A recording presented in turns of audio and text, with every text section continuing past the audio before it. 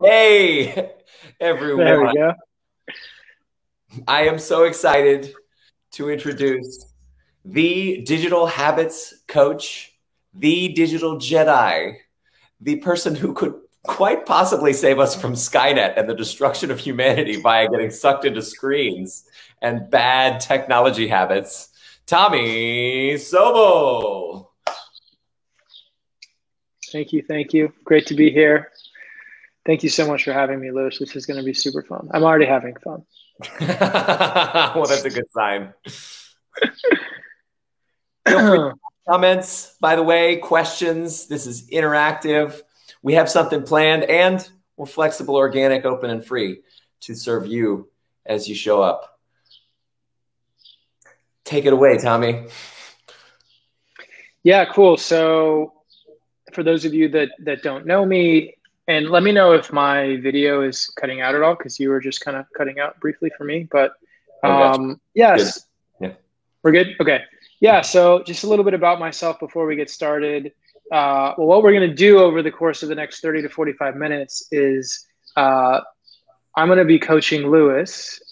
He has volunteered to get on the hot seat for all of us to experience what it's like to get some digital habits coaching from me.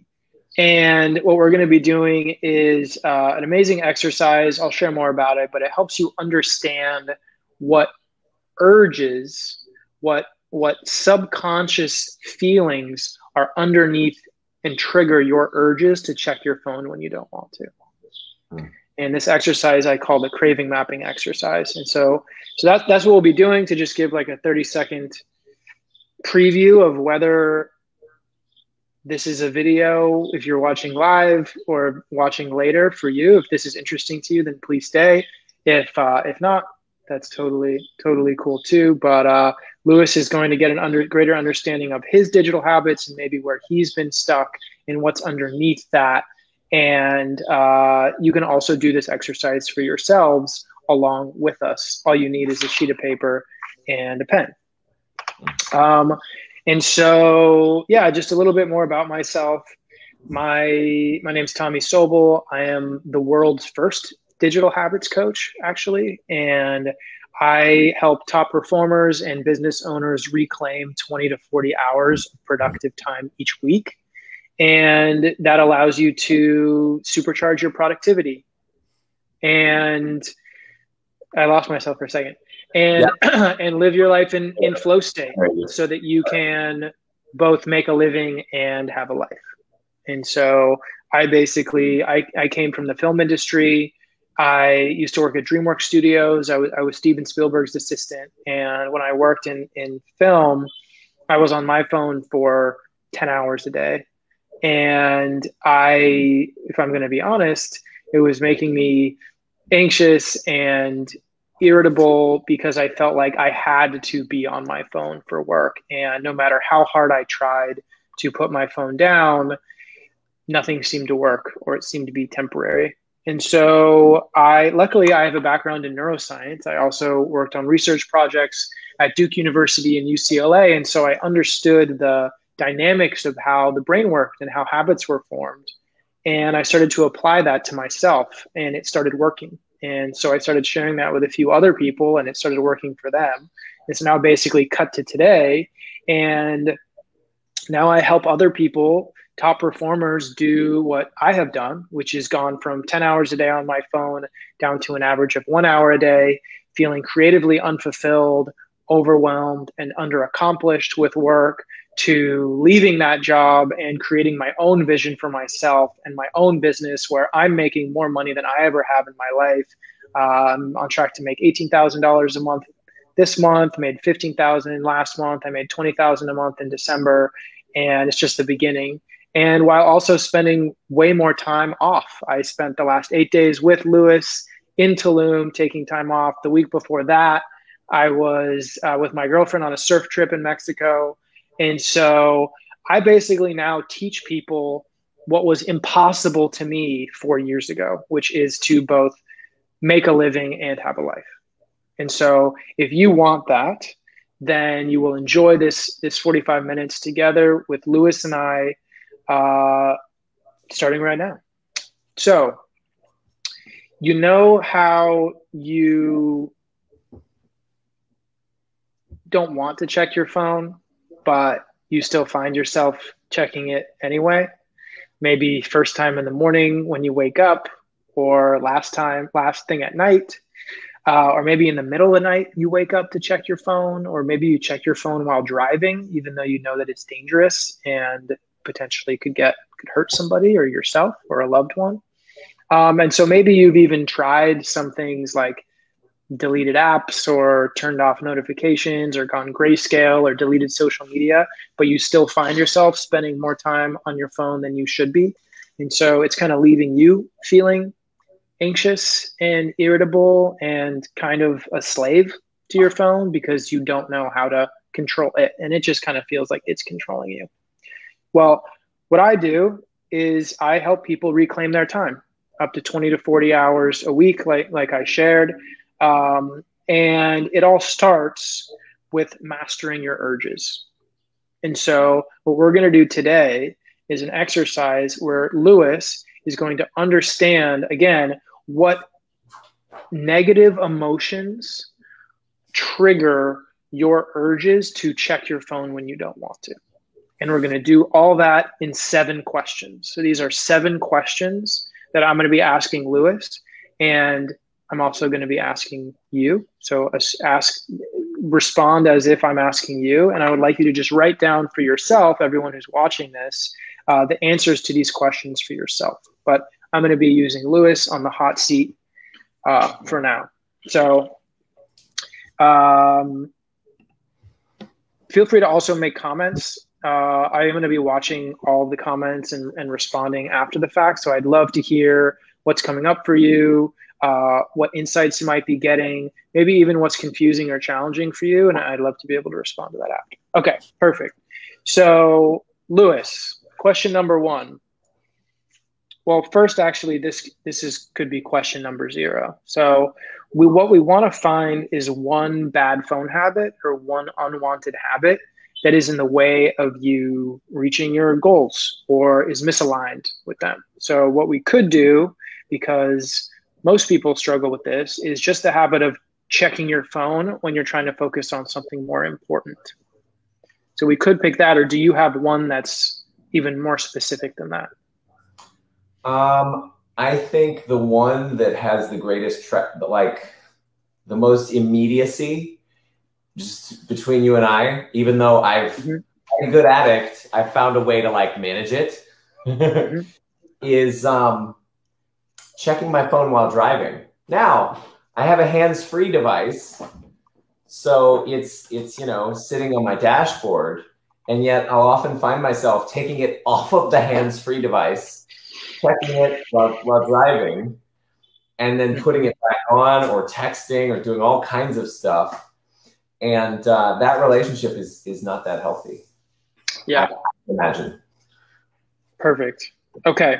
So checking my phone while driving is the unwanted habit. This is, or we could call it the maladaptive habit.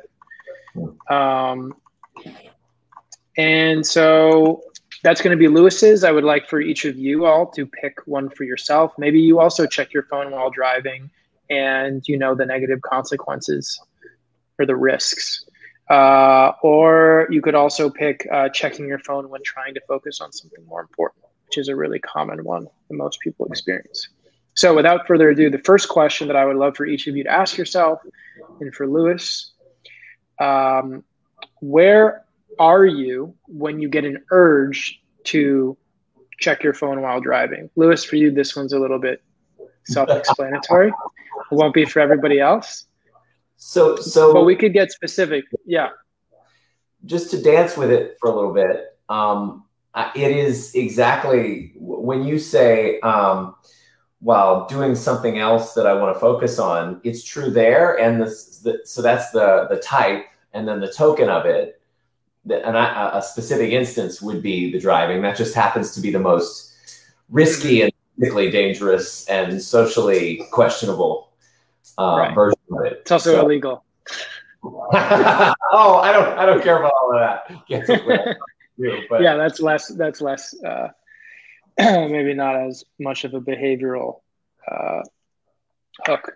So let's just be specific. So the question is, where are you when you get an urge to check your phone while driving? Is it maybe like right when you get in the car? Is it when you're already driving? Maybe is it a specific place that you are when you're in your car on the road, or where are you? Good question. It's definitely while I'm already driving. Well, I mean, honestly, there's a number of different times. One is when I'm just sitting there.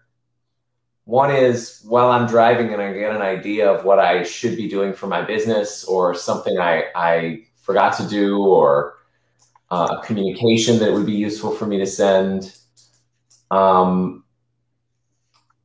And those makes enough sense, but there are other times where I've got to find a YouTube video to watch and put on so that my time is productive and or entertaining while I'm driving or something. Like, okay, cool. So this is super, you're already like you're one step ahead of these questions here, because you're already getting into the like, what are the feelings or the thoughts that come up when you have an urge, which is key for this exercise. But just for the sake of answering these questions one at a time for everybody else, and just the process of this, I just want to first get clarity on where you are. So where are you? You said that you're already driving, so you might be driving anywhere. Sounds like you could be anywhere driving. Anywhere. Anywhere. And then you also said sitting, just sitting there. So is that like before you start driving? Is it at a red light? Or that could be after. Uh-huh. So just sitting there. Okay. All right. So either way, you're sitting in the driver's seat.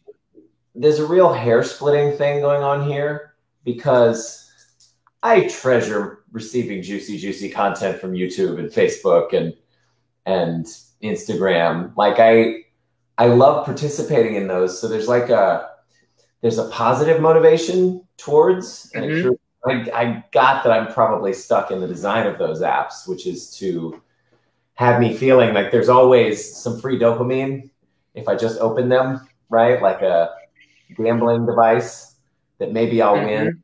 I don't know. I don't want to take you too far off topic, but if you you're basically answering question 3 right now. So we're going to get there, and this is all going to be right on the money, because you're already answering that question. But before we get to question 3, for everyone else who's joining us, question number 2 is, what activity am I doing, or am I between activities? So in Lewis's case, we just answered that as well when we did question 1. The activity that he's doing is driving. Or maybe he's between driving. Maybe he's about to start driving, or he just finished driving. Yeah. I might be at the stoplight, right? So technically, or at the stoplight. Yeah. Perfect. So for you, maybe if your unwanted habit is checking your phone first thing in the morning, where are you when you get an urge? You're in bed. And what activity are you doing? You're like waking up. Or if your bad habit is checking your phone when trying to focus on something more important, let's say you're already at your work desk, so that's where you are, and then what you're doing is you're trying to do work. Or maybe you just finished a Zoom meeting and you're in anticipation of the next meeting. So that's how you want to answer these first 2 questions for yourself.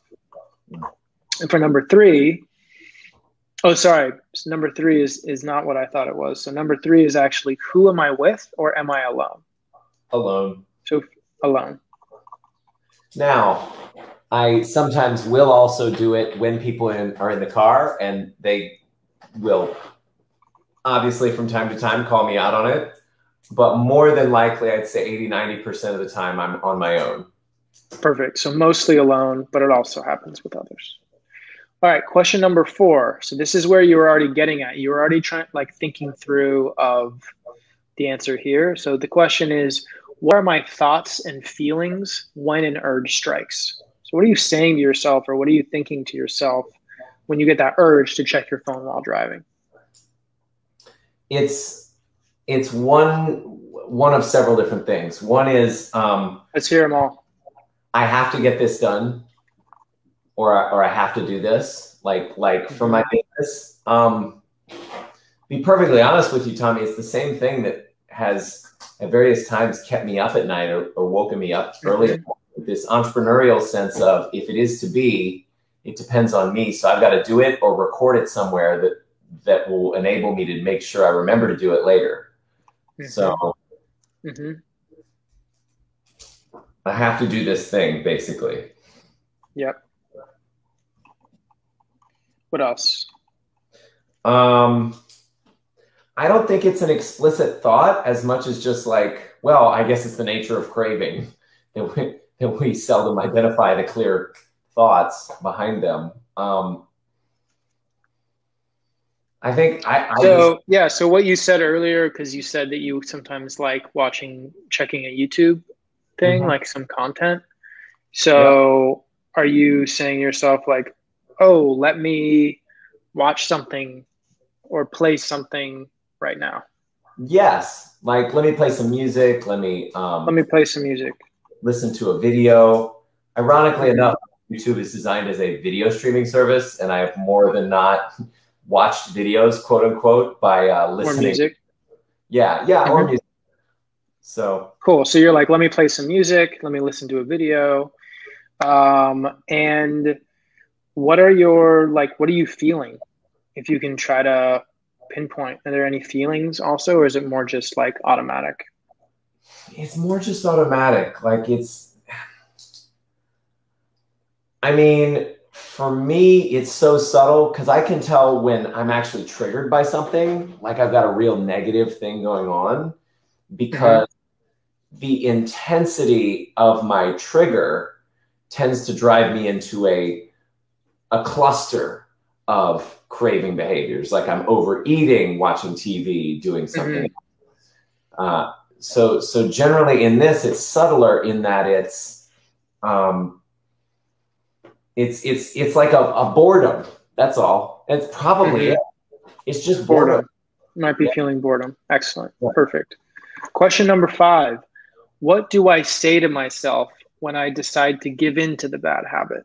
So now you are on your phone while driving, making a note because you had an idea, or you're choosing some music, clicking through videos. What are you saying or thinking to yourself now while you're doing it? And by the way, welcome to Facebook user. It does not tell us who you are, but we love you. We receive your blessings. Someone says, brothers, hello and blessings. They're still watching. We love you. So great to have you. What do I think immediately while I'm doing it? Is that? So now you are driving while you're on your phone. You're scrolling through YouTube to pick the right track, or you're writing down an idea that you had. What are your thoughts and feelings now while you're on your phone?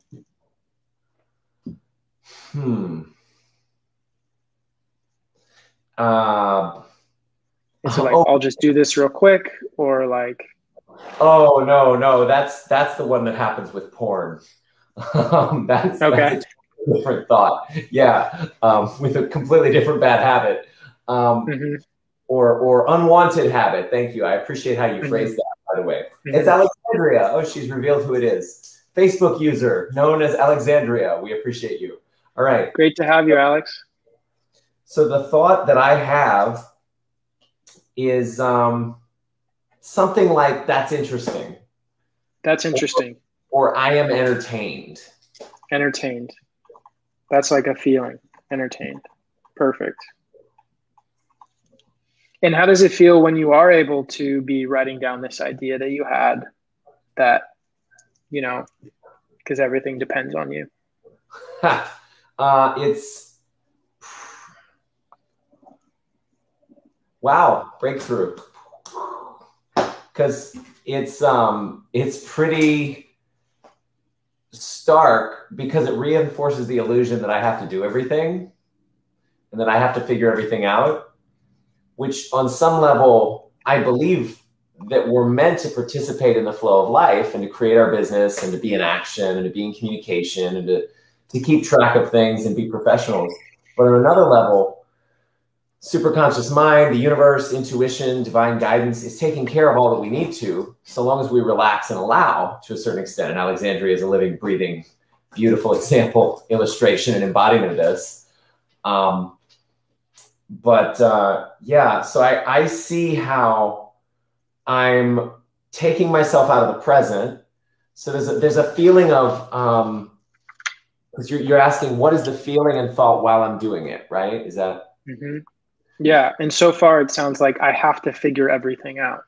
Yeah. It reinforces the feeling of, I've got to get this thing done. I'm alone in the activity of like building something in the world. And there's a, if not me, it won't happen. If not me, it's like urgency. I'm experiencing, and the urgency is still there. Like, it's not creativity, which is what you would think if somebody gets a really great idea that they're inspired by, that they then record. It's more like, oh my God, I have to capture this, rather than a gentle sort of flow. Exactly. Amazing. So we're going to touch on that. I want to make sure I don't forget to touch on that in a moment, because that's a really key component to this whole thing with digital habits and all habit reformation, actually. Or I'll just share it right now. So there's a principle, I guess I could call it, in my field, which is that urges are not urgent. So urges are not needs. Needs are not urges. Urges can feel like needs. Urges feel urgent, but they're not urgent.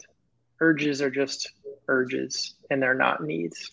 And so whenever you feel an urge, that urgency, like I have to do this, it feels urgent. It feels like you have to do it right now, but you actually don't. That you're okay.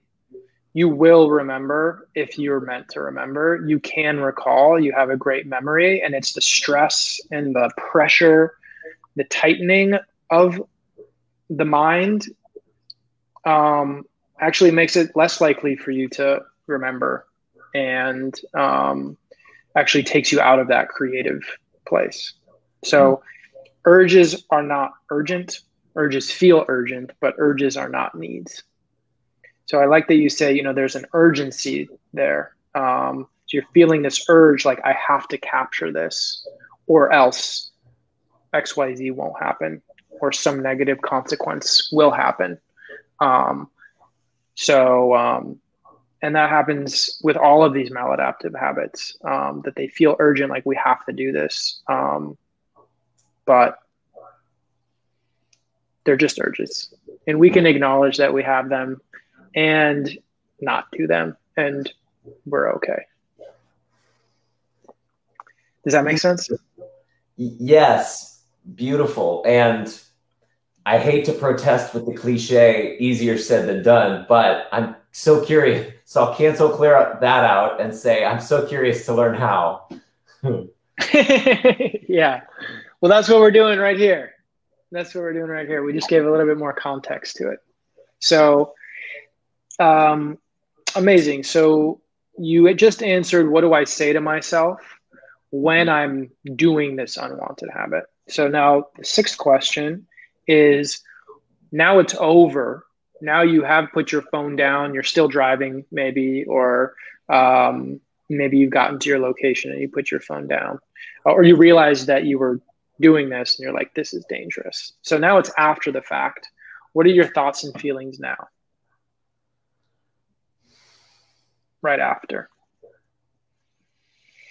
I used to make a joke that Star Trek Generations is such a good movie that I'm always either in a state of just having seen it, or always in a state of about to see it again at some point soon. And my phone is like that, but all the time. So there's not a clear distinction of when I've put the phone down. Like, there's a distinction of when I put the phone down because there's content now playing over my Bluetooth speaker. And at that point, it's the same, like, that's interesting and I'm entertained. Like I'm diverted or I'm distracted or absorbed in the material that's coming through. Or I might also be re-triggered while I'm watching or listening to the thing by another app that I haven't checked in how long.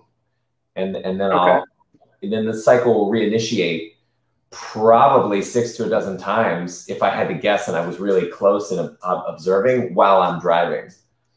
Perfect. So let's say that you were just innocently going to put on some music on YouTube while driving. Yeah, maybe you could have done it with the hands-free, but you didn't. It was just a really quick thing. But then when you were on it, you saw a message and that put you in a new rabbit hole. And so now suddenly 6 to 12 different rabbit holes later, as you've been re-triggered, and now you've been on your phone for 10 minutes maybe while driving or more, and you realize you've been doing this, so you finally put it down or you put it on the hands-free device.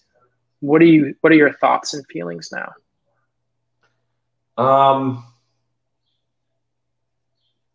I think there's a level of numbness and obliviousness, like not numb, like, oh, I've just taken a shot of alcohol or something, but numb, like I'm not even present to the fact that I spent all that time not present. So is that like, yeah, numb, I think is a good word. Could you also say like resigned?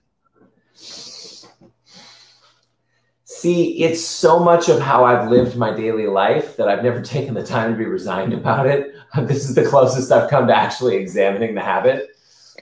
Yeah, I mean, that's why it's so great that you're willing to do this. And this is the case for most people. Like, these are habits that are subconscious. We're not aware of these feelings and what that's why this is called craving mapping. So we're creating that map by creating that awareness. And like, I know that you love that amazing quote by Jung, I think, right? What is it? If you don't make the subconscious conscious, you will live your whole life. What is it? You'll call it fate. You'll blame fate, and you'll live your whole life thinking that fate is the cause of your reality. Yeah, something along those lines. Exactly. Something like that. So what we're doing here is we are making the subconscious conscious, just so you can take a look at it with your rational conscious mind. And that creates the clarity, and it also creates the motivation and inspiration to change it. So if you could just feel that moment where 6 to 12 re-triggered apps later while driving, and you put your phone down after it, you're feeling numb, you're feeling kind of obliviousness. Is there anything else that you're saying to yourself or feeling? I'm taking these as notes. There's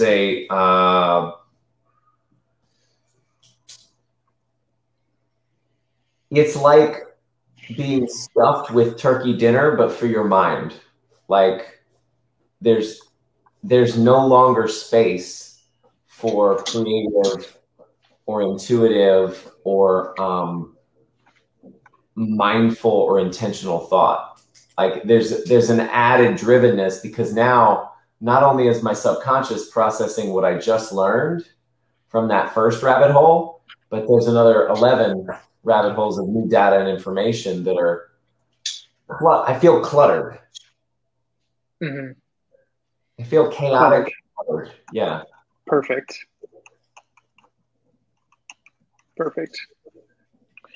Okay. So perfect. Feel stuck, no space, cluttered, chaotic. That's it right there. All right. So what I'm going to do is, and this is for all of you watching later or live now as well, after having taken, excuse me, I'm going to sneeze. Bless you. Oh, I love sneezing. All right. So what I'm going to do with Lewis and what I would like for you to do with yourself is read your story that you just wrote for yourself. I'd like you to read it all, and then I'm going to ask you the final question. So Lewis, for you, what's happening is you're already driving, you're on the road, you have a hands-free device that you're not using, you have an idea, maybe a business idea of something that can help it grow. And maybe you're sitting there before you drive or after you've arrived. Maybe you're at a stoplight. Usually you're alone, but sometimes it happens with others. And you get this urge that I have to act on this idea. I have to get this done. I have to do this for my business because it depends on me. I need to remember to do this, or I need to make a note to remember to do this later. Let me, or you think, let me just play some music because I'm bored and I'll listen to a video. So then you're on your phone.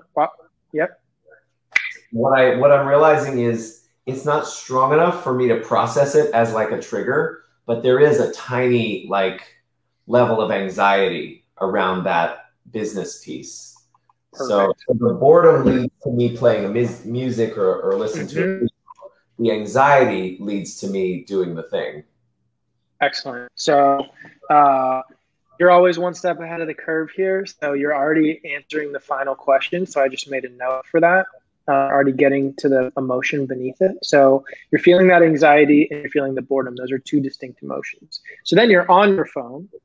And while you're on your phone, you are looking at YouTube, let's say, and you're saying, that's interesting. That's entertaining. You feel entertained. And when it comes to the work, the ideas that you're trying to write down or consolidate into words, you think to yourself, I have to figure everything out. And it just reinforces that you're alone in the activity of building something. Mm-hmm. And so you feel this urgency, like I have to capture this because if I don't capture this, then who else is going to capture it? Like I'm the only one pushing this forward. So you feel this urgency to do it immediately, even though you're driving. Then maybe you see that there's another message or another text or some email. And so you go into some other app or you're triggered by something else.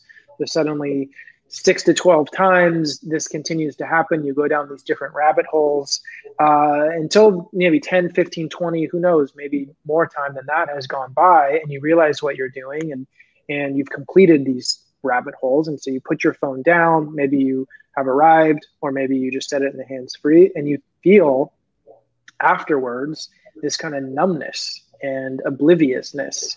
You feel stuck and there's no space and cluttered and chaotic. So with all of this in mind, I would love to know, what do you think the 3 feelings are that trigger your urges to check your phone while driving?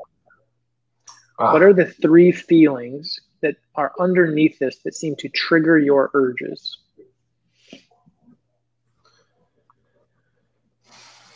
You already shared 2 of them before that you discovered. I'm curious what the third, I choose to know what the third is.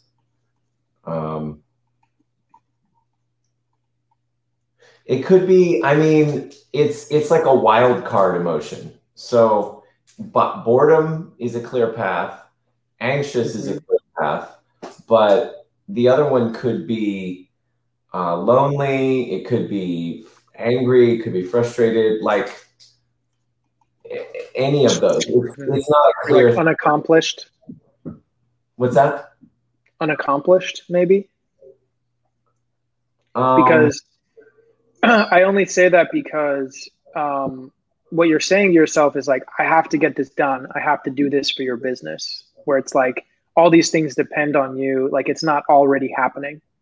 Mm-hmm. So if you were already super productive, if things were already happening, then you may not feel when you come up with an idea that something has to be done right now, because there's already so much that you're already accomplishing and already doing. Does that make sense? Yeah. In that, what I'm hearing that's possible, and here's the thing, man, it's funny because we're taking a magnifying glass to feelings so subtle that I don't even process when I'm feeling them, which is pretty dramatic for me, because usually I have a freaking breakthrough chair that I hop into anytime I'm feeling something that's clearly not peace, love, and joy, or at least contentment and like general relaxation.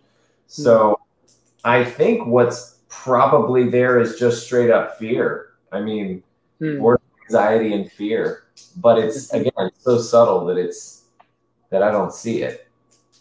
Mm-hmm.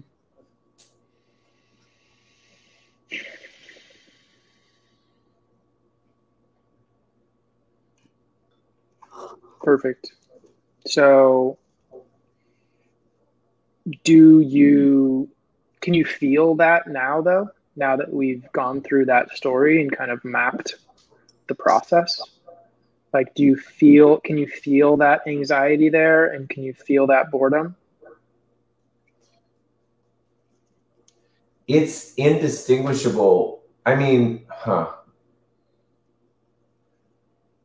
it just occurs like the way things are.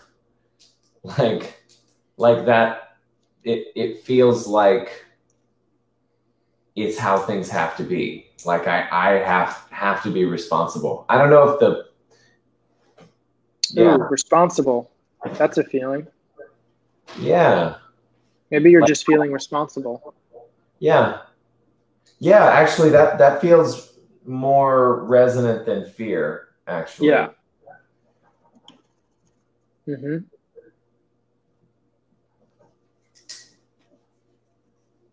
Awesome. So what we've discovered here is we've created your craving map. We brought the unconscious conscious, and something that felt like a habit, well, something that is a habit, so it never needed to rise up to the conscious mind. We've now made conscious that for a split second, because it's such a habit that you do a great job basically distracting yourself from those feelings by checking your phone. But for a split second, whenever you feel that twinge of anxiety or boredom or responsibility, you need to watch out, because that is what triggers you to check your phone when you're driving. Mm-hmm. So for you specifically, and for everyone else, you probably came up with 3 different emotions. I did this recently, and it was like feeling unsatisfied, feeling unfulfilled, and feeling pressure or overwhelmed. And so everyone has their own specific emotional signature that they need to be aware of, that they want to be aware of, because it makes them act out. And so these are maladaptive habits, because basically what's happening is you're feeling this low-grade anxiety that maybe you're not even consciously aware of, but it's there. And so you reach out to your phone to try to relieve that anxiety, maybe to be stimulated, to be entertained so that you can be distracted from it, or maybe to write down an idea. But for some way, you don't want to feel that anxiety anymore. And so you reach out to your phone to solve that problem. The problem is, often what ends up happening is we end up feeling more anxiety, because then we get triggered by something else we see, or we tend to compare ourselves. We realize that we were driving when we were doing it, and we might feel shame or guilt about it. We're like, why am I doing this when I know that I don't want to? And so it maybe creates even more anxiety of like, why am I still doing this? Also with boredom, maybe you're feeling bored, and so you want some stimulation. And so that's when you put on that YouTube video. And so, maybe that is entertaining for you. But then for the third one, maybe you're feeling responsible. And so you do this, you reach out to your phone while driving to write down this thing, to be responsible and to accomplish that goal or remember it for later, so that you don't need to feel that responsibility weighing on you anymore, that burden, so you can kind of like release it, get relief from it. But what you're actually doing, as you said, is you're reinforcing that you are responsible instead of perhaps it doesn't go away. And so that's why they're maladaptive, because you're reaching out to your phone because you don't want to feel anxiety, you don't want to feel bored, and you don't want to feel responsible, but it actually makes you feel even more anxious and even more responsible. Maybe it doesn't make you feel more bored because maybe listening to music is is satisfying, but you would just want to not, you just would want to use it from the hands free. But so that's the case with all maladaptive habit, is that you don't want to feel these negative feelings.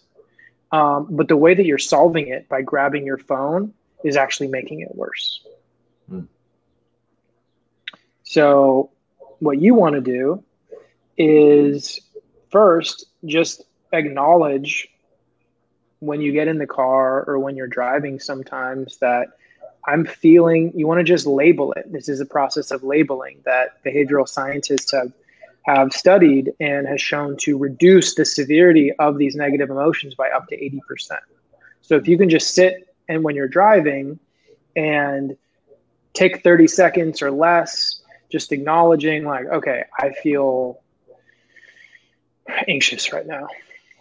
Or just checking with yourself and like, how am I feeling? Maybe I'm feeling a little bit responsible or a little bit behind or on the ball. Like nothing's going to happen without me. If you can just note in yourself that you feel that way, then that can actually diminish those feelings by up to 80% and create more freedom and space for you to decide, like, maybe I'll wait till the stoplight to check my phone, or maybe I'll wait until, maybe I'll pull over to play this music and then get back to driving because I don't want to risk hurting somebody.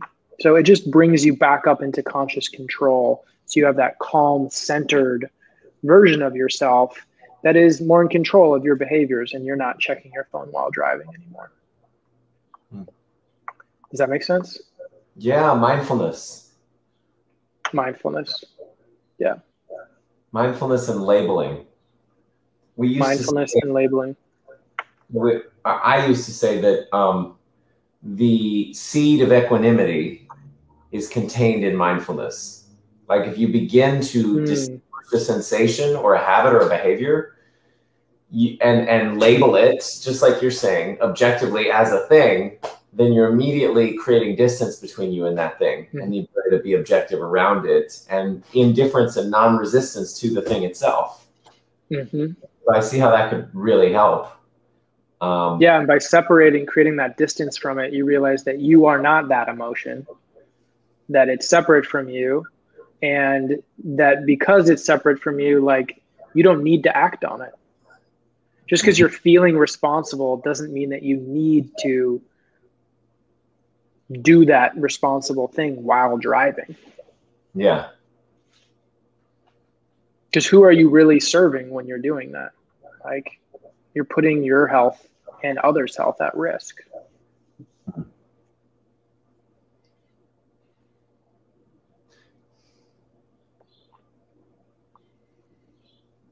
What do you think? What are your thoughts? There's like the internal monologue of, well, I've to be.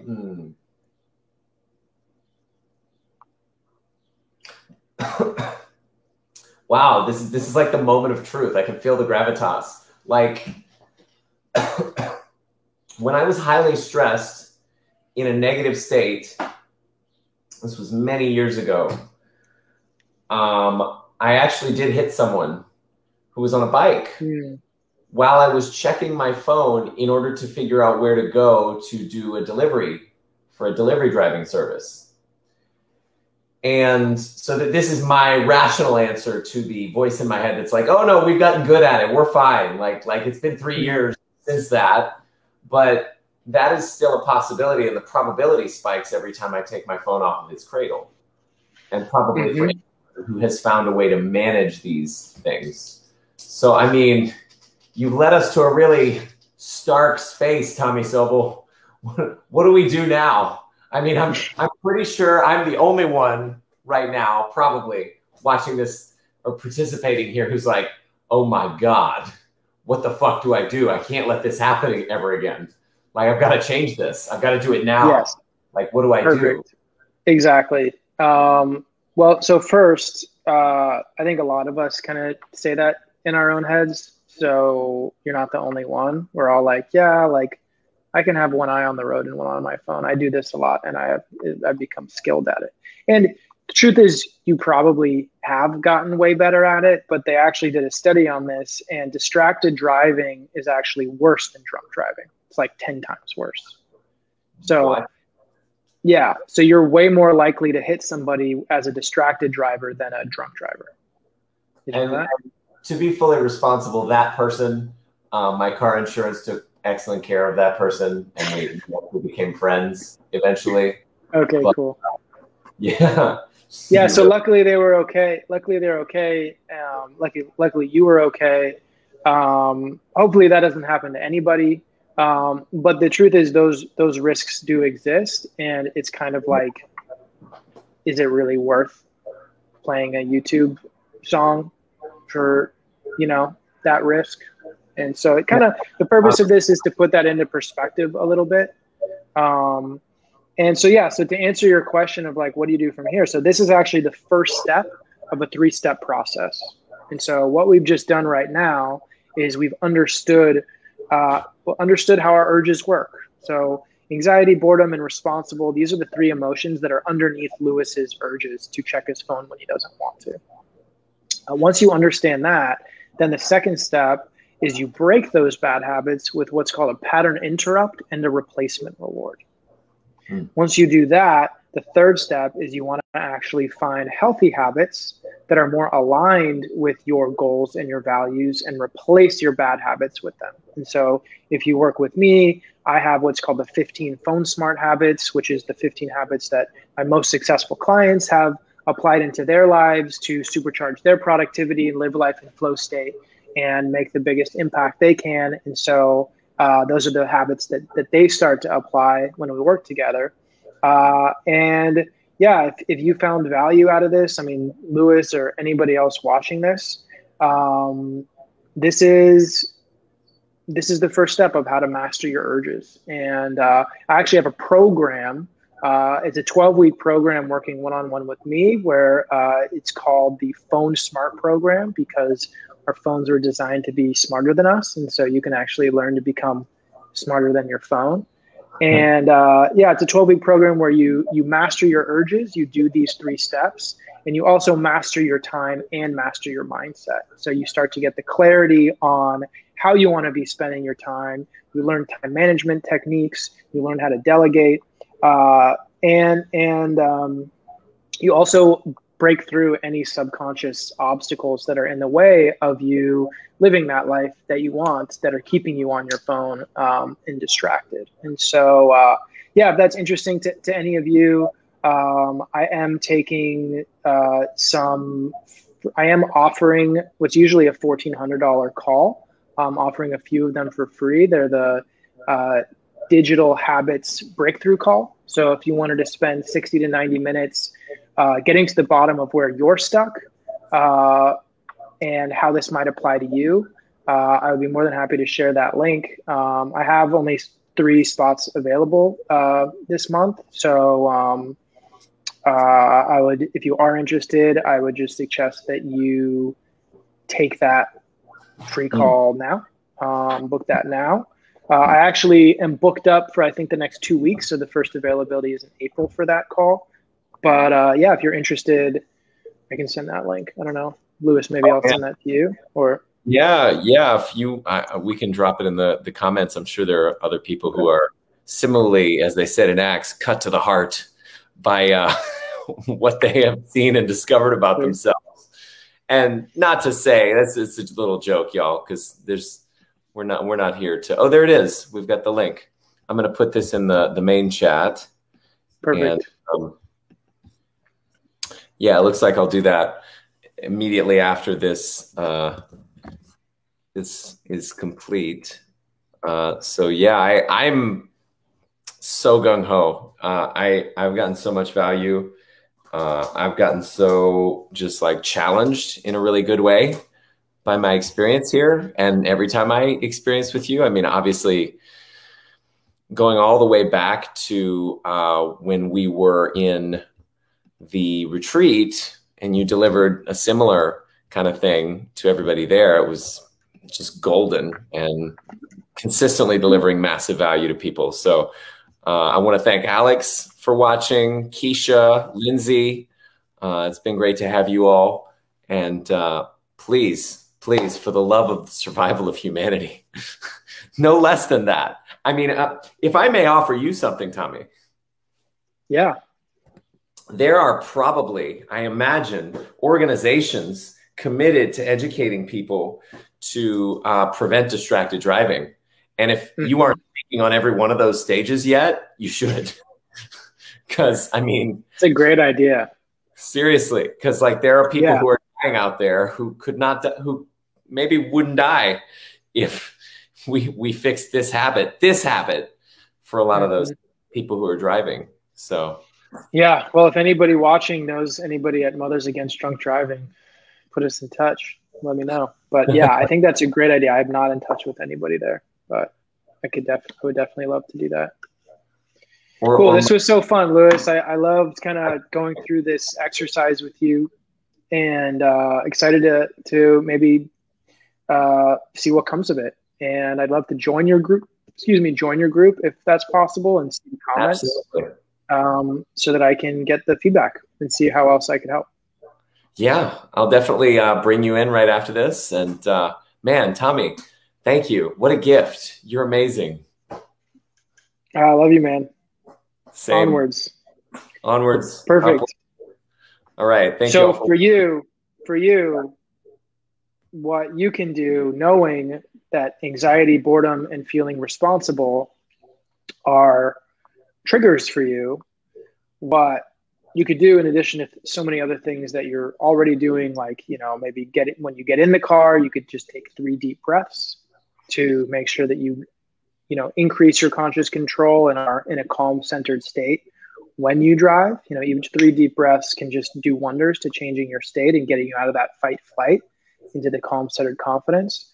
So you can always do that as like a pattern interrupt. But also what could be nice for you is to just make a list of what are all the things that you like to do that clear your anxiety. What are all the things that you do that like make you feel inspired instead of bored? And what's something that you can do so that you don't feel so uniquely responsible when you're driving? And if you could solve those problems preemptively, then it wouldn't be an issue when you're in the car, because you won't be feeling that anxiety, boredom, or responsibility. Wow. That's awesome. You just painted a picture of a new ideal for me driving.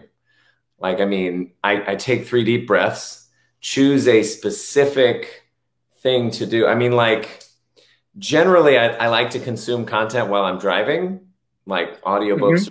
Or back in the day, that's how it started, right? Before I had a phone that I could plug into Bluetooth, it was an iPod that I could put music from, and I would just hit it and forget it. So instead of being stuck in this zigzaggy loop of new content and distraction, like set it, put it on the cradle, forget it. Yep. Right. So that could be your new plan, your strategy. When I get in the car, I will not start driving until I take 3 deep breaths and put my phone on the hands-free. Committing to that. Excellent. We're all hearing that. All right, Lewis, I got to run, but this was so amazing, and tell more to come. Yes, and Ian, I see you. Go back and rewatch this thing. It's amazing. Just as amazing as what we experienced on the retreat. Love you, Tommy. Have a beautiful day. Love you all. Bye, everybody. Thanks, Lewis. All right. Bye-bye.